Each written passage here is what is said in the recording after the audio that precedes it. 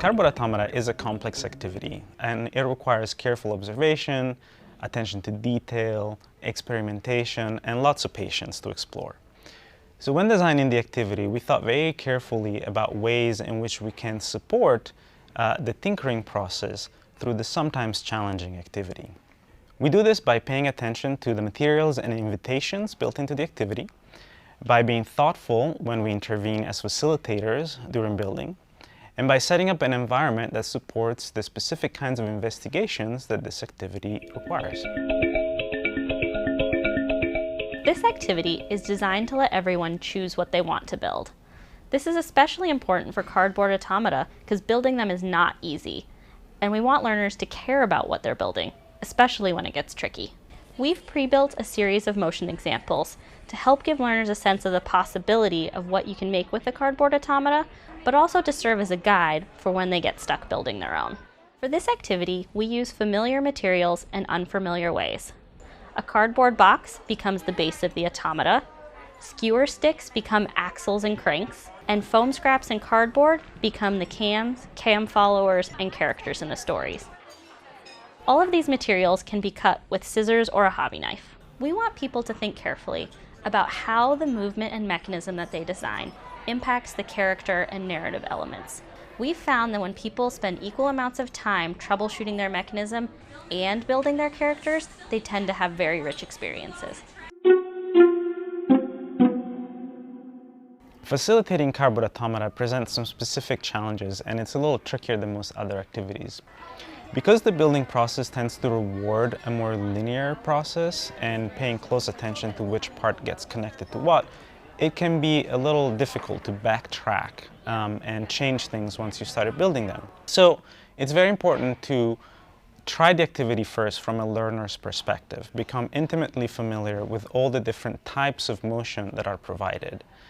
This will pay big dividends later on when you're trying to anticipate likely moments of frustration and help learners overcome those. One thing to keep in mind is that small changes like the specific size and shape of cams and followers can make a big difference in the way the automata behaves. But it's really hard to appreciate those until the automata is well underway in the construction. And at that point, it can seem really costly to make changes to the building. So encouraging people to keep focusing on the process rather than on the final product will go a long way towards ensuring that they keep a tinkerer's disposition and don't get too frustrated with the hiccups that are going to happen along the way. There are two parts to an automaton. The bottom part provides the motion and the mechanism, and the top part is the narrative part, the story that you're telling. One approach to building an automata is to have a story in mind and then try to build a mechanism that will make it happen. In my experience, I found that that can become very frustrating because trying to reproduce a very specific motion that you have in mind is very difficult. So an alternative approach that you can experiment with is to instead focus on the motion first. For this, we provide 4 or 5 different examples that don't have a narrative part on top, but just the mechanism. And we encourage learners to pick one and just start reproducing it. And often in that process, there will be a character or a story that will naturally emerge or be suggested by the motion that's created. And then a full narrative can be built around that.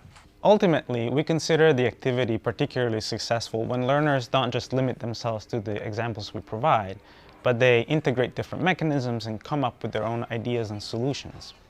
When troubleshooting problems, try to take a minimal interference approach. Ask questions first rather than propose solutions right away. A good facilitation technique is to look side by side together with a learner at what they're trying to accomplish. And then asking questions, trying to suss out which parts need to be loose and freely moving and which parts need to be glued together and stable. For that, it's helpful to have an example of the type of mechanism they're working on. And then looking together, you can compare what they're working on and what they're trying to accomplish. Encourage careful observation and attention to details. It can be difficult to test your automata without gluing at least some of the parts together. Like the cams to the skewers, otherwise they spin freely and they don't have enough friction. But it is important as much as possible to test those parts in place before you decide to glue them down. But sometimes it's hard to know which parts can be glued together and which part can be left loose. With experience, you will be able to anticipate those moments, and rather than stopping learners or correcting them preemptively, I encourage you to just let them slow down, pay careful attention, maybe look at an example and notice which parts are connected together and which parts are loose. Of course, sometimes mistakes will happen, but it is always possible to fix a mistake. And oftentimes, from a mistake, new directions that are worth exploring will emerge. So don't get too stressed out. There are a couple of things that we pay attention to when creating an environment that supports the cardboard automata activity. We'd like to have people sitting around a communal table and working together as they build their automata. People get new ideas and new inspirations when they see what other people are building next to them, and it helps us sometimes with facilitation because they can often help each other when something goes wrong.